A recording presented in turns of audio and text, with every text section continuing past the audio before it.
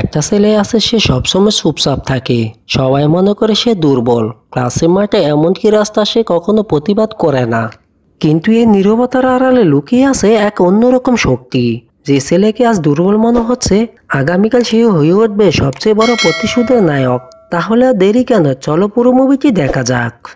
গল্পের শুরুতে আমরা চলে আসি এক স্কুলে। ক্লাসের রুমের ভিতরে চুপচাপ বসে আছে এক ছেলে। তার নাম হচ্ছে ইয়ং চিয়ং। মুখে কোনো প্রতিরোধ নেই, চোখে শুধু নীরবতা। কিন্তু শিয়ং কোনো সাধারণ ছেলে নয়। সে স্কুলে সবচেয়ে ভালো আর মেধাবী স্টুডেন্টের একজন। বই খাতা আর পড়াশোনাতেই তার জীবন কাটে। হঠাৎ তার সামনে দাঁড়ায় একজন দাপটের ছেলে। তার নাম হচ্ছে জয়ং ইয়ং বিং। কোনো কথা নয়, সরাসরি জুতোর আঘাত করে বসে শিয়ংয়ের গায়ে। অবাক করার মতন ব্যাপার, শিয়ং একটিও শব্দ করে না, শুধু চুপচাপ বসে থাকে।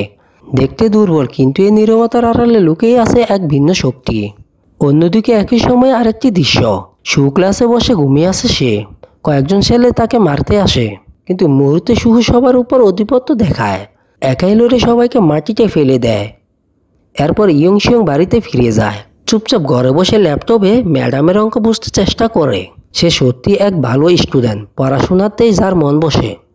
কিন্তু এই সময় তার বাবা ব্যবসার কাজেই 2 সপ্তাহের জন্য বাড়ি ছেড়ে চলে যায়। একা হয়ে যায় শিয়ং। পরের দিন স্কুলে পৌঁছায় ইয়ং চিয়ং। ক্লাসে তার সাথে ছেলেরা মজা করে, কিন্তু শিয়ং আগের মতন চুপচাপ সহ করে। কিছুক্ষণ পর মাঠে শুরু হয় দৌড় প্রতিযোগিতা। সবাই চোখ তাকিয়ে থাকে। শুরু হয় 1 নম্বর, জং ইয়ং বিং 2 নম্বর, আর ইয়ং শিয়ং সে ধীরে ধীরে দৌড়ায়। সবাই হাসতে থাকে, মজা করে সে নাকি জম্বিদের মতন হাঁটে। কিন্তু এসব দেখে শুহুর ভালো লাগে না। সে ক্ষিপ্ত হয়ে মজা করা ছেলেদের জুতো আঘাত করে দেয়।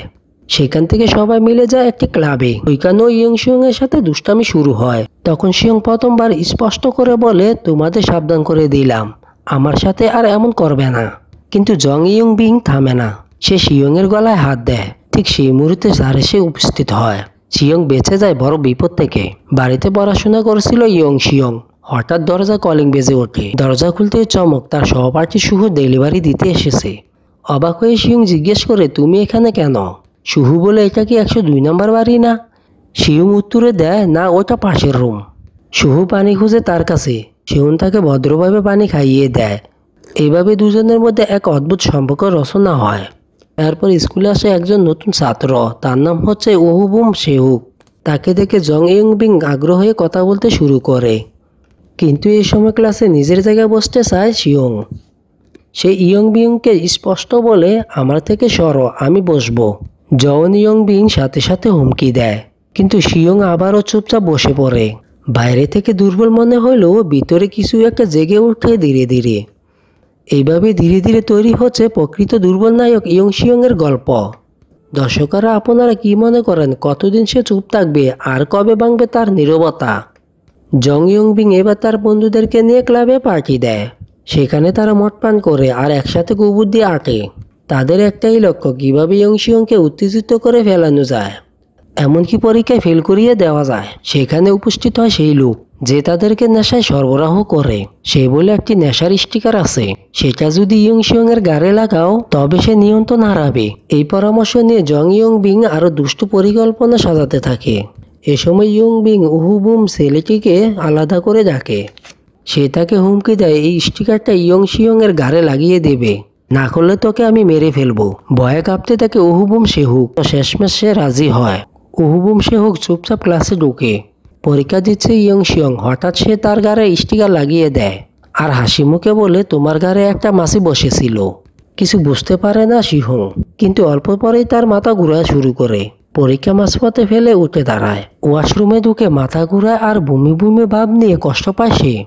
কিছুক্ষণ পর সামলে নিয়ে আবার ক্লাসে ফিরে আসে শিয়ং। কিছুক্ষণ চুপচাপ বসে থাকে। তারপর হঠাৎ দেখে নিজের গাড়ে একটি স্টিকার। নিজের গাড় থেকে সেই স্টিকার খুলে নেয়। স্টিকারটা দেখে আগে নিজের গালে নিজের হাতে এক থাপ্পড় মারে। শিক্ষিকা অবাক হয়ে জিজ্ঞেস করে, তুমি এমন করছো কেন? শিহুন শান্তভাবে বলে, কিছু না ম্যাম। তারপর আবার পরীক্ষায় মন দেয়। কিন্তু এখানেই শেষ নয়। পরীক্ষার মাঝে জং ইয়ং বিং তাকে গালিগালাজ করতে থাকে। এবার শিহুন আর চুপ থাকে না। সে ধৈর্য হারিয়ে উঠে দাঁড়ায়। হাতে থাকা বই নিয়ে ইয়ং বিংয়ের দিকে ছুটে যায়। একটি বইয়ের প্রচণ্ড আঘাত বসে দেয় তার মাথায়। এই দিকে চারপাশ স্টপ হয়ে যায়। এরপর শিয়ং বলে ওঠে, তোমাকে অনেকবার সাবধান করেছিলাম। একথা বলে শেষ না হতে শুহু ইয়ং শিয়ংকে জোরে ধাক্কা দিয়ে ফেলে দেয়। শিয়ং মাটিতে লুটিয়ে পড়ে। এবার শিয়ং তার দিকে এগিয়ে যায়। কোনো ভয় নেই চোখে, নেই কোনো দ্বিধা। সে এখন আর দুর্বল নয়, সে এখন প্রকৃত নায়ক। ঠিক এই মুহূর্তে প্রথম সিজন শেষ হয়ে যায়। টুপার্ট আসিতেছে, যেখানে ইয়ং শিয়ং এর আসল লড়াই শুরু হবে। আর দর্শকরা দেখবে এক দুর্বল ছেলে কিভাবে বদলে যায় প্রকৃত প্রতিশোধের নায়ক। তো আপনারা আমার এই চ্যানেলটা সাবস্ক্রাইব করে পাশে থাকবেন টুপার্ট দেখার জন্য। আল্লাহ হাফেজ।